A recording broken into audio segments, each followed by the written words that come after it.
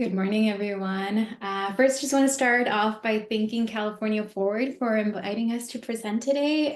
It's so nice to see so many familiar faces and names in the room. Before I introduce myself, I just want to say I know that a lot of you bring valuable expertise in this area. So I really look forward to this being an engaging conversation and hearing from you all throughout our presentation. My name is Cinthia Medrano. I am the Director of Community Impact for Oakland Undivided. Oakland Undivided is an equity-based collective impact initiative composed of our city, Oakland Unified School District, anchor institutions like Oakland Housing Authority, Oakland Public Library, and community members. We launched in 2020 to support remote learning for our students and have since expanded to include community connectivity and addressing the underlying structural inequities. So again, really nice to be here, and I'll pass it along to Carolina. Yeah, hi everyone. My name's Carolina Mendez, she, her pronouns. I'm program manager at Oakland Undivided. And again, just want to thank you all for taking the time to be with us here this morning.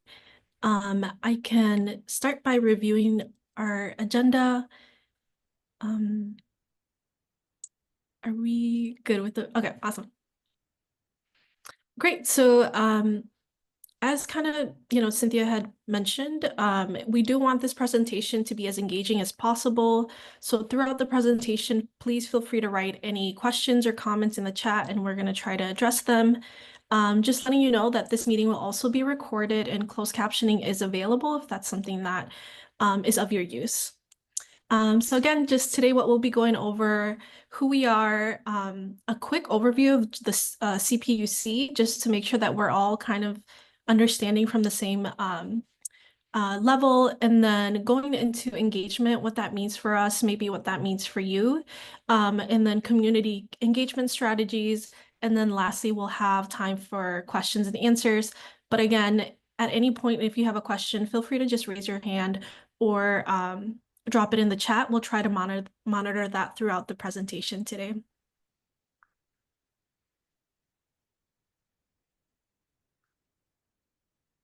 I think Kate has joined the call. Welcome, Kate. Wanted to Thank give you a moment to say hello. Hi, everybody. Thank you. I'll just jump right in. Can you hear me, Annalisa? Yep. Great. Thank you so much.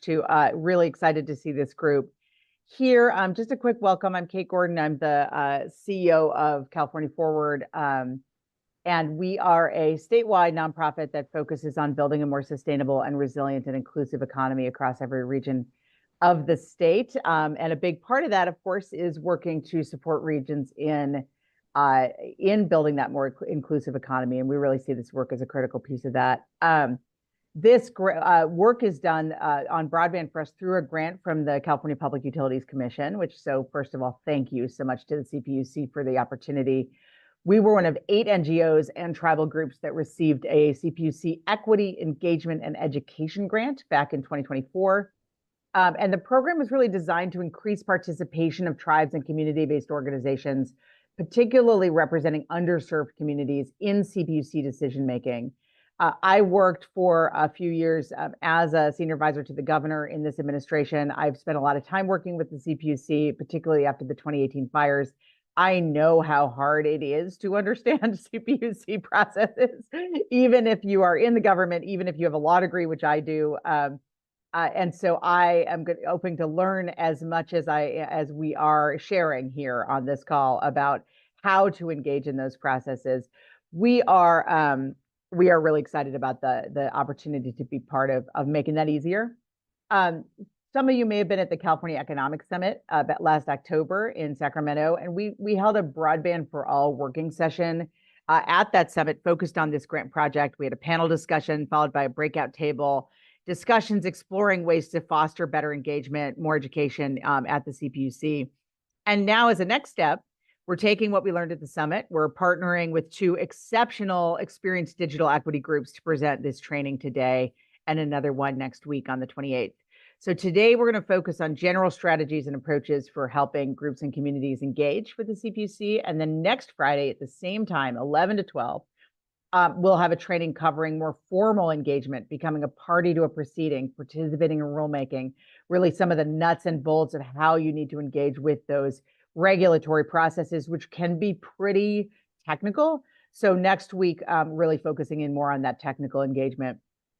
I am super excited to be working here with an organization that I personally just am in awe of, which is Oakland Undivided. Really just best in class of thinking about how to translate these complex policy issues that are so critical to all of us in our lives, translating that in a way that really works for folks who have a lot going on, but who really care about access to broadband and the other issues we're talking about. So thrilled to be working with them. Today's training will be presented by Cinthia Diaz and Carolina Mendez with Oakland Undivided. We are thrilled to work with them. So I'm going to turn it over. Awesome. Thank you so much, Kate, for that introduction. Really, really happy to be here. So just to get us started, we are gonna have a poll. Again, we really want to get an idea of who's in the room, what type of level of engagement you've done before with the CPUC, how well do you understand it? So there's going to be 2 questions that are asked of you. The first one being, on a scale of 1 to 5, how would you rate your knowledge of the CPUC and its purpose? 1 being, this is the very first time that I hear about the CPUC. I don't know much about it. 5 being, I'm very knowledgeable and I feel very familiar and comfortable with the CPUC. And the second question being, how have you engaged with the CPUC in the past? Now, this can mean that you've personally have submitted public comment. Maybe you helped a community member to do so. You've attended their hearings in person, virtually, anything of that sort. So we'll just give you about a minute. If you could take the time to answer these 2 quick questions so we can just get a better idea of your involvement in the past.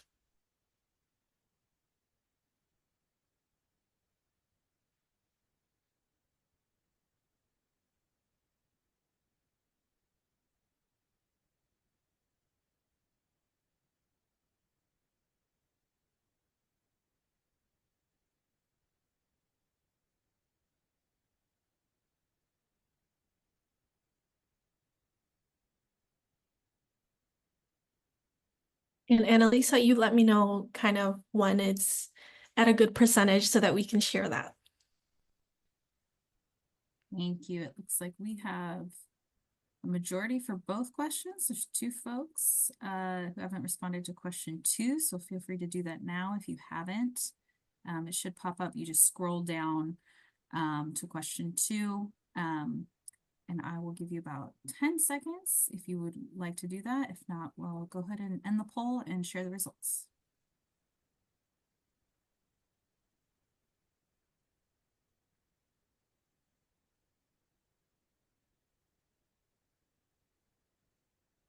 Okay, great.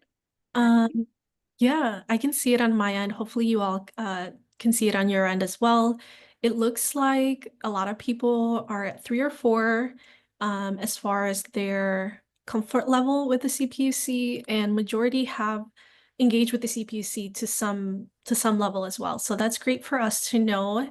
Thank you all for participating in that. We'll go ahead and keep it moving along, knowing in mind that a lot of you do feel familiar with the CPUC, and for those of you that don't, I'll do a quick introduction for you.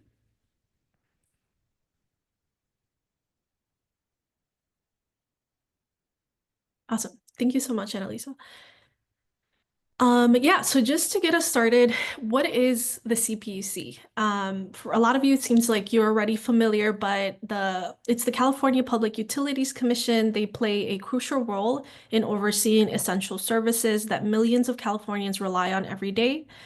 Their mission is to regulate services and utilities, protect consumers, safeguard the environment, and ensure that everyone in California has access to safe and reliable utility infrastructure. They also do oversee 4 major industries, including energy, and this is, electricity and gas, water, transportation, and also telecommunications. With telecommunications, they oversee anything from expanding broadband access to protecting consumers from fraud and unfair practices. and the CPUC works to improve phone and internet services so that all Californians are connected. For today's presentation, we will be just focusing on telecommunications and broadband, but the public engagement strategies that Cinthia is going to share are going to be applicable to all other industries that the CPUC oversees. So please keep that in mind as we're going through the presentation. Next slide, please.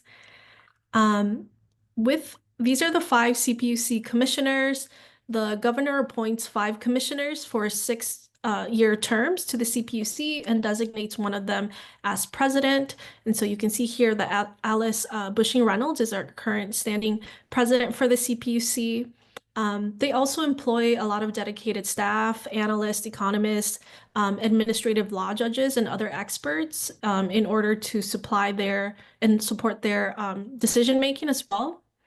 I'm also going to be discussing some of the standard ways that we are asked to engage with the CPUC process and with the commissioners, but it's not the only way to engage with them. They also do sit in other meetings, such as the California Broadband Council meeting, where the public and stakeholders can also participate in discussions about broadband expansion and digital equity as well. And how does the CPUC make decisions? And more importantly, how can you influence these decisions throughout this process? So they do follow a 4-step process. This is a really simplified version of it. But essentially, once a proceeding is started, they begin gathering information. And this is where public engagement is going to be very critical. The public is invited to attend public hearings. These are going to be open forums where community members can share their opinions directly with the CPUC. They also have evidentiary hearings, which are formal sessions where experts can present this evidence, and expert analysis. So again, that's the CPUC staff that they have in-house, and they are also giving their expert recommendation as well. After that, an administrative law judge will draft a proposed decision. And from there, they are inviting the public again to please submit your comments. We want to know your opinion, how this might affect you. Do you agree or disagree with this decision? Are there any modifications that you would like? So again, another opportunity for the public to really engage with the CPUC and make and submit any feedback that you would like. Lastly, the commission moves on to vote, and this is the very final stage.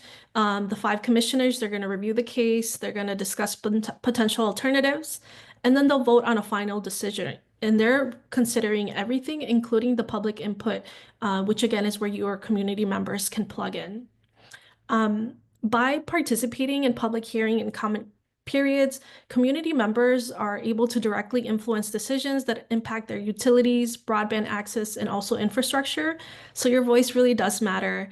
And it's important to note that some of these proceedings, they can range from months to even years. And so it really just depends on the complexity of the issue.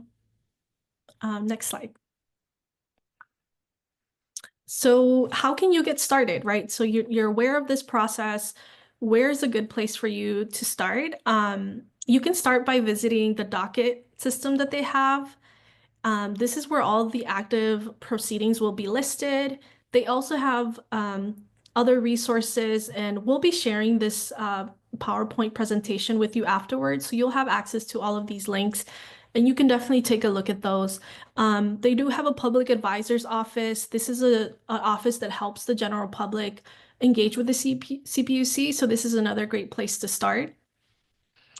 Now, we know that the docket can be daunting, and frankly, it's not the most user-friendly for a person like myself or maybe even our community members. And so there are organizations that are already taking a look at the docket for you or for the community, and they are informing you of potential changes that a proceeding may have in your life, what that means for you, what that will look like for you, and also supporting you with saying, hey, do you agree with this decision that is coming about, or do you not? Like, let's talk about it. And so just kind of want to uplift some of these organizations, including Cal Advocates. They're an independent office. They are within the CPUC, but they are advocates solely on behalf of the utility consumers.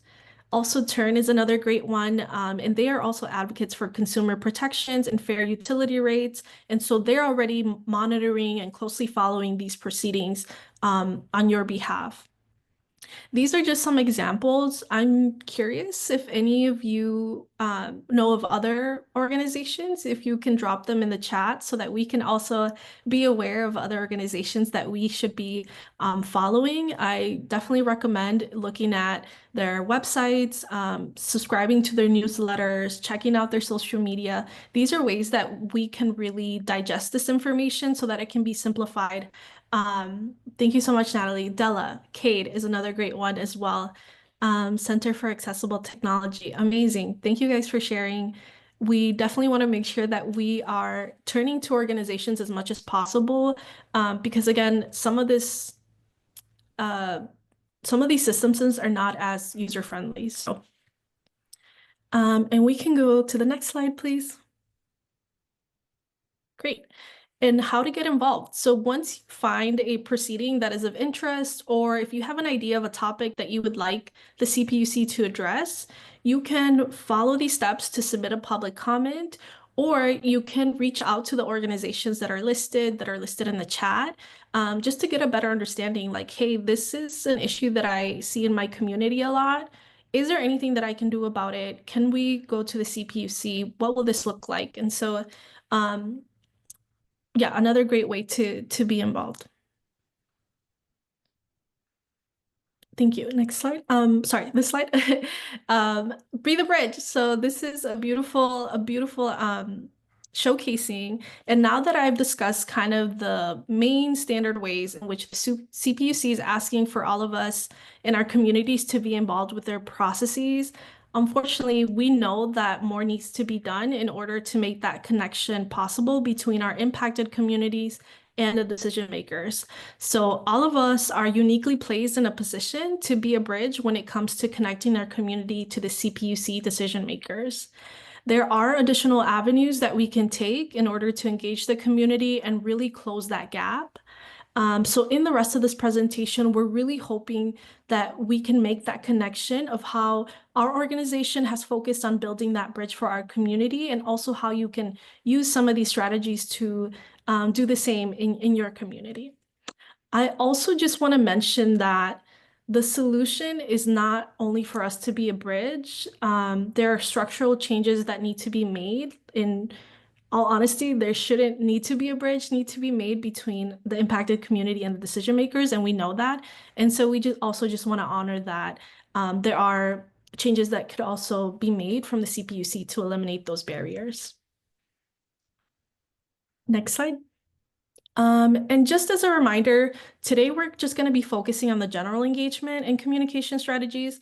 Again, next week you can join Paul Goodman and hear more about how the formal procedures are. And just as a quick disclaimer, Oakland Undivided has become a party to the proceeding in the past, but we're not going to be focusing on that pathway today. We'll be focusing on other strategies. Next slide. Great. And just to kind of ground us and again, put us to the same level, just want to define how we are viewing engagement. So for us, engagement just means that we're ensuring community voices and lived experiences are centered in discussions, decision-making, and initiatives that impact them. And next slide. And just keeping that definition in mind, our approach to engaging our community with the CPUC process revolved around eliminating barriers that often keep individuals from engaging with these types of regulatory agencies. So in the chat, or if you feel comfortable unmuting or raising your hand, can you share what are some of the barriers that are in your community? What keeps your community or yourself from engaging with CPUC?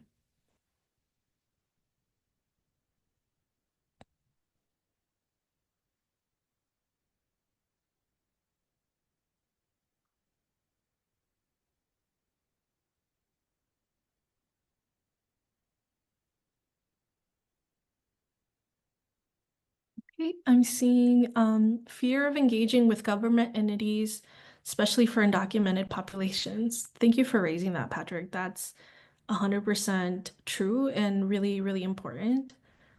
The CPUC does not publicize their events, so they're making it a little bit harder to find their events. I hear that.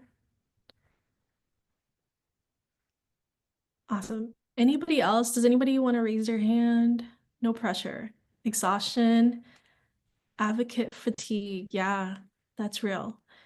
Community representation, complex processes and accessibility barriers, lack of time. Yes, that's one that we're seeing a lot. Annalisa, if you could showcase. So we agree. A lot of what you're saying here and a lot of what you're saying is things that we're also seeing as well. So we actually reached out to our own community engagement folk and asked them the same question. What is keeping you or your community from engagement? And these are some of the things that were said, especially lack of time, I think is a huge one. Language barriers, childcare, yeah, not being familiar, like not feeling like I'm prepared or informed enough, or not feeling like the participation will make a difference. Really, really huge ones as well. Thank you all for dropping those gems in the chat. And sorry, just want to make a quick connection. So I would just like for all of you to keep these barriers in mind as Cinthia now shares some of the strategies that we've used to kind of overcome and become that bridge for the community. So just want to pass it off to Cinthia now. Thank you. Thank you, Carolina, for that CPUC overview and for setting the stage for the rest of the webinar. So what I want to do is really share a story with you all about how our coalition brought the Oakland community together to ensure that our broadband needs were heard and ultimately secured a $15 million grant to expand internet access in some of Oakland's most underserved neighborhoods. Next slide, please. So our journey began in July of 2021 when Governor Newsom signed SB 156, Broadband for All, a historic $6 billion broadband legislation meant to help bridge the digital divide by making broadband more affordable and accessible for Californians, particularly those in unserved and underserved communities. So here are some key components of the legislation. But our engagement really centered around the $2 billion last mile broadband grant that the CPUC is responsible for overseeing. These grants fund projects that connect homes, businesses, anchor institutions directly to high-speed internet service. And our ultimate goal was to secure some of that funding for our city's most disconnected and underinvested areas.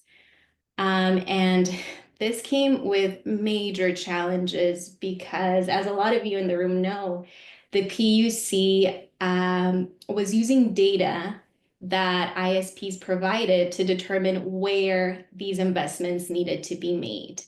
And this data completely eliminated Oakland's needs. So we knew that we had to mobilize. Oakland would easily be overlooked for this transformational broadband investment if we didn't do something about it. Next slide. So what did we do to ensure that this didn't happen? We implemented all of these strategies, and I'll go over them individually, and I'll be highlighting two things for each. One, how the strategy helped eliminate barriers of engagement for the community, and two, some best practices to maximize the strategy's impact. But before I move on, I do want to remind you all that we had 3 years to implement all of these strategies, from July 2021, when Governor Newsom signed SB 156, to July of 2024, when the CPUC awarded their last mile grants to Oakland. As Carolina said, not all CPUC decisions take this long to complete. This is really a once-in-a-generation investment that required a lot of coordination with other agencies and the public to get right. So again, we had time to implement all of these strategies, and we also had really strong partnerships and collaborations with our community anchor institutions, CBOs, civic elected and community leaders, some who are here in the room. Shout out to Hack the Hood and El Tímpano. And if there's someone else local who I don't see, please, apologies. But thank you all for joining us. For a single organization with limited time, just focusing on one or two strategies can really make a difference to bring community voices to the CPUC. And we really hope that you find one that works for you. And a little reminder, as I'm going through these slides, please feel free to put any questions or feedback or comments in the chat. Again, I know you all are also experts in some of this work, so would really love to hear from you. All right, next slide. All right, we're starting with gathering data. Gathering data will facilitate all of the other strategies that I'm going over today. Data is the most powerful tool to uplift the source of truth in our communities.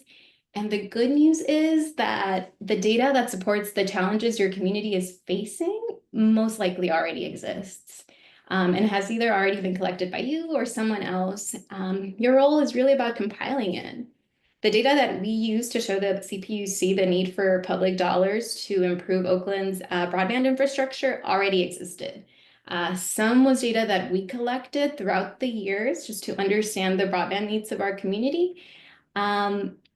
Some of those examples that we have here are survey responses, which we collected through a partnership with El Tímpano, which is a local news, information, and civic engagement organization. They sent a text to their listserv asking, what keeps you from having internet access? And these were some of the responses. A lot of those responses centered around cost and not having a reliable ISP available. Other data that we compiled came from sources like the American Community Survey, which showed that over 33,000 Oakland households lacked reliable high-speed internet, most living in our lowest income areas. And the data that we used was both, as you can see, qualitative and quantitative, because ultimately it's really stories that are giving data points meaning. So super important to include both of those. And putting this data together really allowed us to capture and share the voices of community members who otherwise would not be able to attend a public meeting to voice them directly. So super important step to do and not as difficult as you might think. Next slide, please. Next, engaging elected officials. For some of you, this might sound challenging, but just keep in mind electeds are here to serve you. So engage with them as early as possible. We at Oakland Undivided worked with our city council members and assembly members to share our concerns about these broadband investments. And whenever possible, we invited community members to these engagements to share their lived experiences. Early engagement with elected officials really facilitated follow-up requests that we had with them, like securing public comments, submitting letters of support. Our work with our assembly member Banta, not only resulted in her submitting letters of support for us, she actually took it one step further and requested an oversight hearing from the CPUC to express her concerns about the way that these funding decisions were being made. And again, we just presented the data that we had and shared what our community was experiencing. One of the barriers that this strategy addresses is for community members who often feel like their voice isn't going to make a difference. It's really allowed them to share their story directly with an elected who they feel had more influence over the decision makers. And one of the things that made this strategy really effective for us is that we made our ask as easy as possible. For example, when asking electeds to submit a public comment, our request included a summary of the issue through the lens of local impact, showing how certain decisions would impact their constituents directly.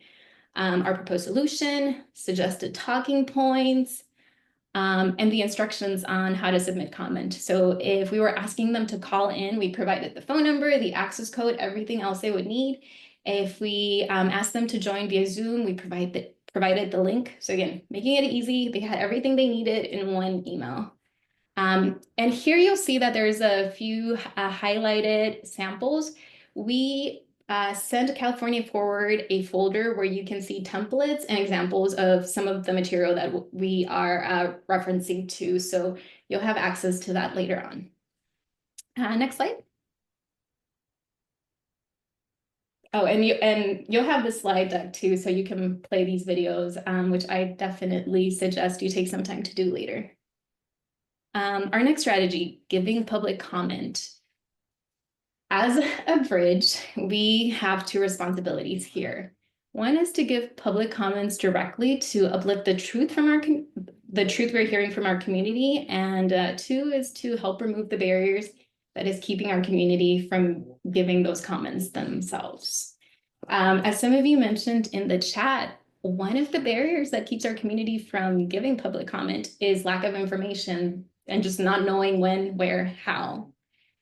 What we have done to eliminate this barrier for our Oakland community is leveraged our social media, just to inform the public about the issue that's being considered and provide all the info they need to give that comment. In the case that we're showing here, there was a portal where folks could submit their concerns with their internet providers.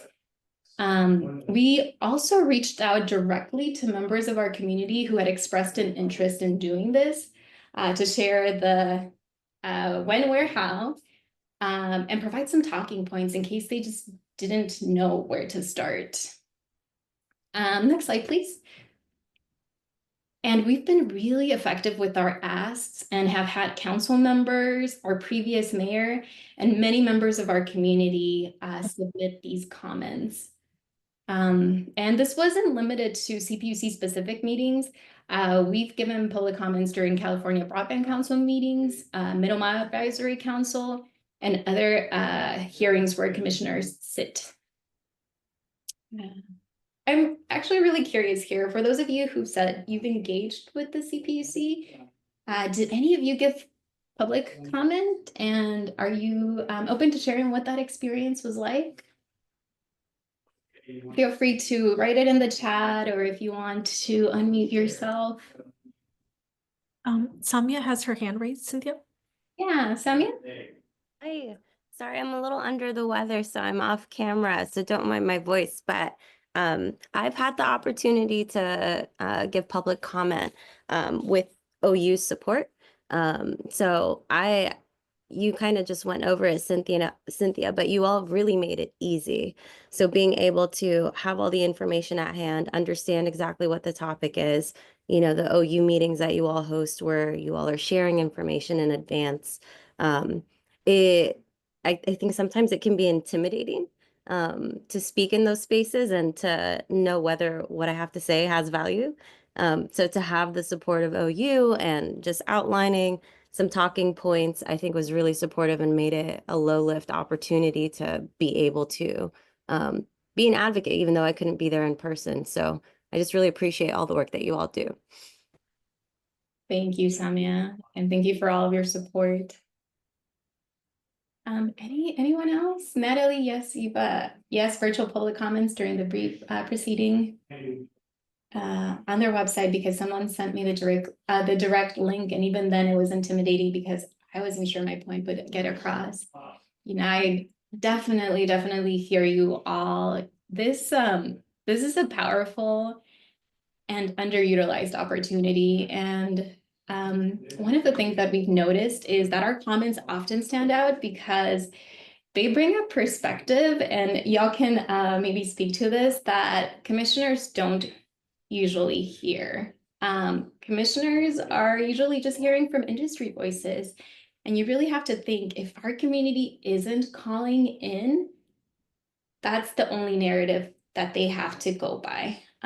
So definitely want to encourage all of you to call in, get informed, share with your community how, when, where, and when possible, just provide some talking points. It could be something very easy, but again, some folks just don't even know where to start. Cynthia, just one other thing to shout out that I think can be really effective that you do in regular meetings, community engagement meetings, just designating like, hey, we're going to just pause for 5 minutes to give everyone time to write your comments in the docket. Here's the link on the slide. You find a few talking points.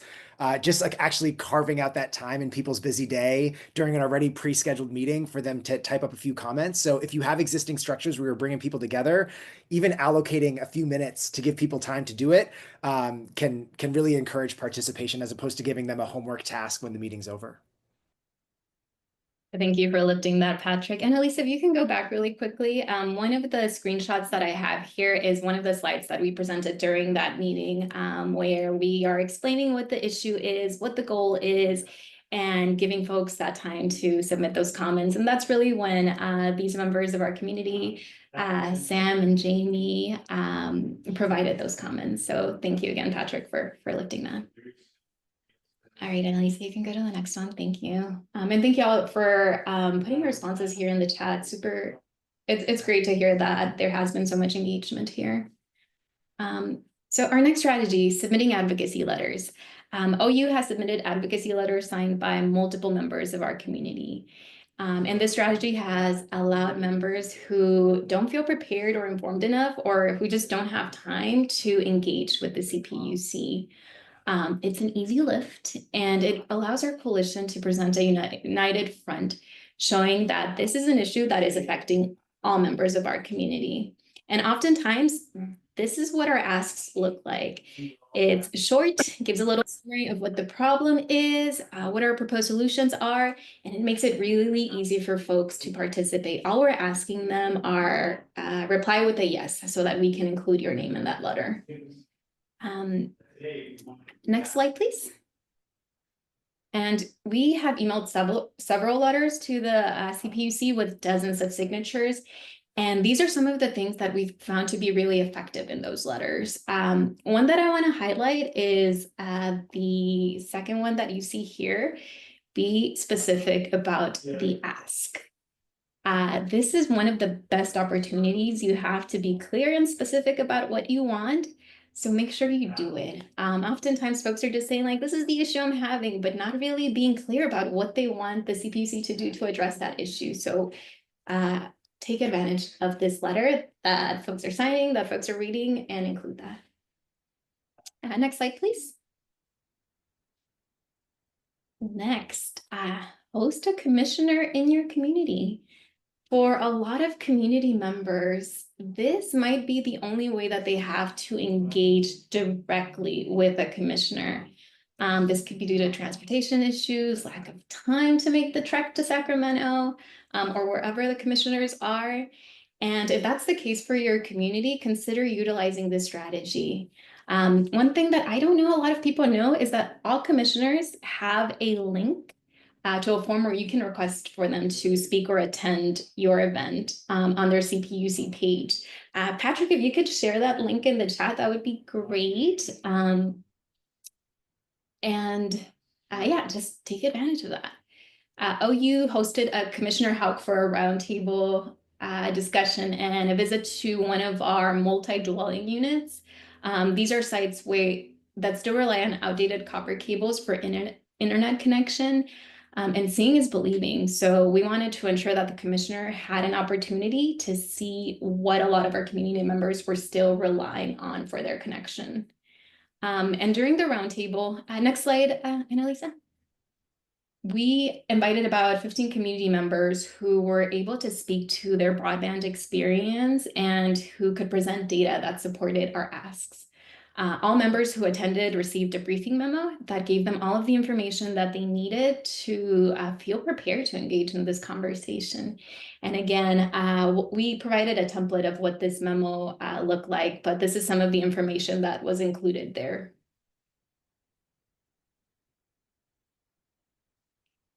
Next slide, thank you, Annalisa. Next, planning an advocacy day. We left this almost to the end because it is the most time-intensive strategy that we've implemented. But as I shared earlier, we've worked with amazing partners from CADE, the California Alliance for Digital Equity, and DELA, Digital Equity LA. A lot of those members are here, so would really love to hear from you in a little bit. And they helped us organize a day that allowed community members to engage directly with legislators and participate in in-person public comments. At the end of the day, people remember a story, but more when it's face-to-face. So when planning an advocacy day, one of the suggestions that we have is to just try to be intentional about the day and plan it around a specific event. And if you want to meet with legislators, you can always do it before or after. For our advocacy day, we made sure that we centered our plans around the community members who took a whole day off to participate. So we made sure that they had everything they needed to feel prepared, just like we did for the roundtable conversation. So we provided them transportation, we provided them food, we provided talking points for those who wanted to give public comment, and we gave them a refresher on what our ask was. And we often did this en route to Sacramento or wherever the event was taking place. So we went over the agenda for the day, we explained the issues, we explained our asks, and we helped them create talking points. So again, we really didn't give them any homework. We allocated time for them to be able to do all of that as we were heading to the event. Next slide, please. All right, and just to show how intentional we were about providing community members everything that they needed to feel prepared, here is a sample of the logistics email that we sent one day before one of our events. It goes over everything that someone might need or want to know, up to what they should wear. For a lot of our members, this was the first time that they ever went to Sacramento to attend an event or speak to a legislator. So providing that type of information went a long way for them. And for those of you who have organized an event locally or in Sacramento, were there any additional resources or support that you provided for your members that you found especially helpful? I know a lot of folks in the room joined OU in one of our advocacy days, and a lot of you brought community members from LA. So if there is anything that you want to share about making that longer trek, or supporting community members who English wasn't their first language, would love to hear a little bit more from you. Natalie, so prep days and TAs for the Della LA City Council Board of Supervisors Advocacy Days. Thank you, Natalie. Yes, that's also a great thing to organize. Before the event, just having some trainings for folks who are planning on attending, where instead of going over the information on a bus, they allocated 30 to 40 minutes to go over everything folks would need to know. Anything else that you have found helpful for your community members? I just want to point out that that Natalie was talking about, they also made sure to emphasize that there was no need to show any idea of any kind. And I wanted to point that out, given that earlier we had talked about fear of retaliation or of getting in trouble for something. Thank you, Tamara. Yes. That's something that we'll also keep in mind for any future events, including that information.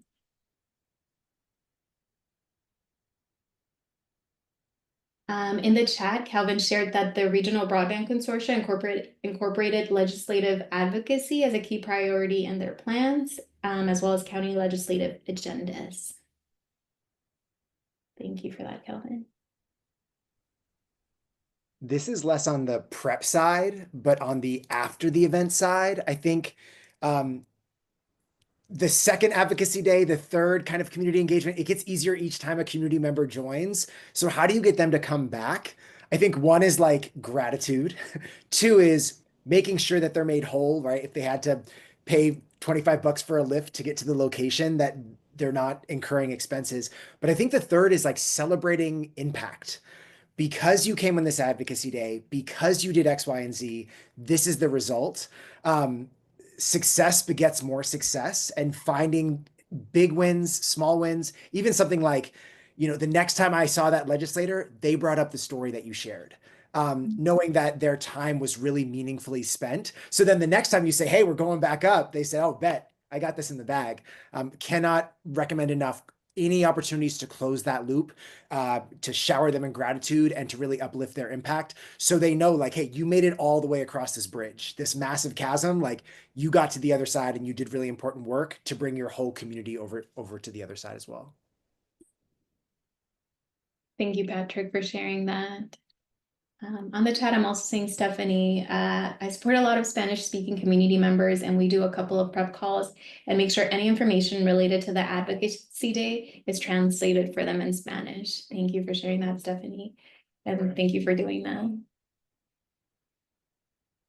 +1 to supporting folks with transportation and gratitude. Yes. All right, thank you all. If there's anything else that you want to share in the chat related to support that you provided that was really helpful, please go ahead and type it in. But now we'll move on to the last strategy that we have, and that is engaging the media. Every strategy we've discussed can be amplified through both traditional and social media. As a lot of us know, all forms of media really play a crucial role in raising awareness and creating public pressure. So make sure to engage with them. We are big believers in sending press releases to local, state, specialized media outlets who might be interested in covering our issues or our events. And we've been really fortunate in receiving some media attention over the years. But there have been plenty of times where our story doesn't get picked up because there is something more important going on in the world, which we've been experiencing lately. But that doesn't really stop us from continuing to share what we're doing. When we have a press release, we'll still post it on our website. We'll share the issue and our asks on our social media. We'll send them out through listservers. And this is really another powerful way to break down one of the barriers that y'all mentioned here. And it's really keeping the public informed and engaged on the issues that are really impacting them, because I'm stealing this quote that Patrick shared with me yesterday. At the end of the day, democracy dies in darkness. So make sure that you are sharing this widely. And here are just some best practices that we've found to be effective when engaging with the media. So in those press releases that you send out, include some of the data that you have compiled, include quotes or stories from impacted community members, and cast a wide net. Don't just focus on local media outlets. State media outlets will also sometimes cover the story. And one of the things that we found out is that if you send these press releases first thing in the morning or at the end of the day, they are more likely to get picked up. So that's all we have on strategies. But before we go to the Q&A, I do realize that this can feel like a lot, and just want to remind you all that you don't have to implement all of these strategies. We had 3 years, and I really hope that you found 1 or 2 effective. And I hope that you engage with other statewide partners. We've shared some resources of other agencies that we've worked with. There's a lot of really smart folks in this room, so I hope you can make that connection and not work in silos. This is something that impacts our whole state. So finding statewide partners working with statewide partners for us has been key. I don't think we would have been able to do everything, implement all of these strategies if it wasn't for our collaboration with Cade, Della, and our partnership with a lot of our Oakland institutions. Next slide.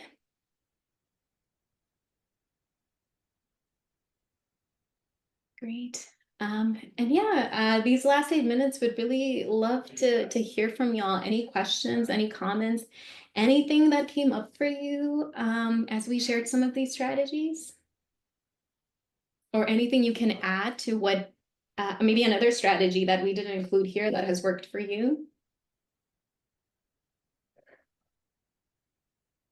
Ethan? Yes, thank you so much for this great presentation. Again, I fall in love with y'all so much every time I'm in community, even through these little tiny squares. on a Friday afternoon. Thank you for shouting out the El Timpano participation. Engagement is part of what we do. Again, one of the things that many of our community members have challenges, again, not just the language barriers, but also just engagement. Where do I go? How do I find out about this? Us being out in community, giving face to a name, not just an organization or a website or a link. I think it really helps us to we're all communicators. So kind of like Chisme, we always are going to be like, hey, have you heard of this that's happening? Hey, how do you stay in connection? Everybody's walking around with a cell phone in hand, using it, using the internet. If you've ever been lost, you're always like, how do I Google my way through wherever? But you don't know what all of that entails to have the connectivity, to have what it takes. Like, who are the big companies? Who are the big money makers, right? So just bringing it back to their handheld device and saying, hey, this is how this is happening. This is where you can engage. This is where your voice matters. This is where you can really um, have a presence in your own community, starting with the one, and then having that ripple effect and multiplying it into the schools, to the churches, to the organizations, as we, go about our days, especially nowadays, where so much information is being bombarded at us through all these technology and artificial intelligence and things as such. It is so good to just bring it back home, bring it back to the self, and just be a good communicator and be like, hey, if you want to have more equity, if you want to have more people that have access to what a lot of people already have been having, engage in this, participate in this, be a part of it. I'll be there with you. I'm not going to ask you to do something that I'm not already doing myself. So I think that's a big way of us just connecting as humans to this bigger topic that may seem a bit out of league and out of touch, but if we're touching it every single day as we engage with one another. So again, thank you. Thank you so much. We love partnering with you. Anything we can do to support you, you got our full support and love. Thank you so much. Then, Natalie, I see your hand is up.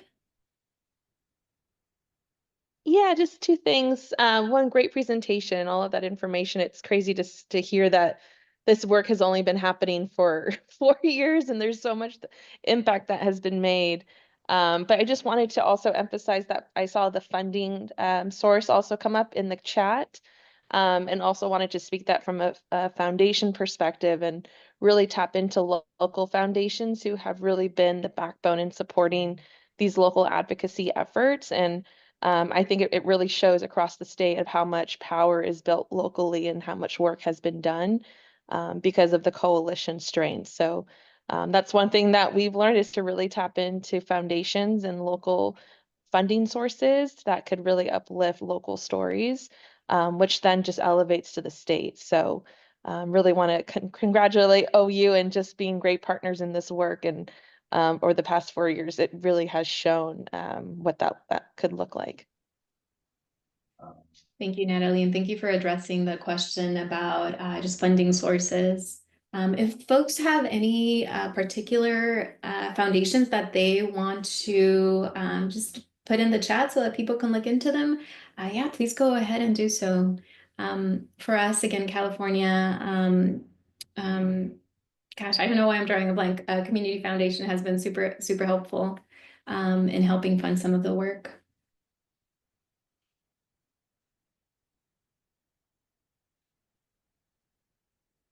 Any other questions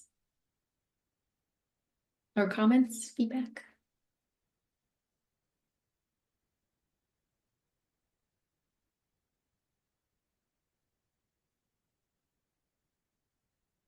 All right, well, thank you all for joining us. California Forward will be sending the slide deck with all of the links and a folder where we share some templates that we put together for you all. We hope that you find them useful. Deb, Kate, and Elisa, anything else you want to say to close this out? Thank you so much, Cynthia. and the whole team for guiding us through this. Just a reminder that Kate shared at the beginning, we have a second event, 2 of 2, exactly a week from today, the 28th from 11 to noon. That'll focus more on engagement with the CPUC through formal procedures and rulemaking. And that will be presented by Paul Goodman, who's legal counsel with the Center for Accessible Technology. So we hope you come back to that. You should have received a calendar invitation for it. If you didn't, please let me know. I will drop my email in chat right now. But really, overall, just really grateful for everyone's engagement in this, such an important topic, and special thanks to Carolina and Cinthia for going through that deck beautifully with a ton of information. So thank you all. Kate, I'll turn to you for the last word.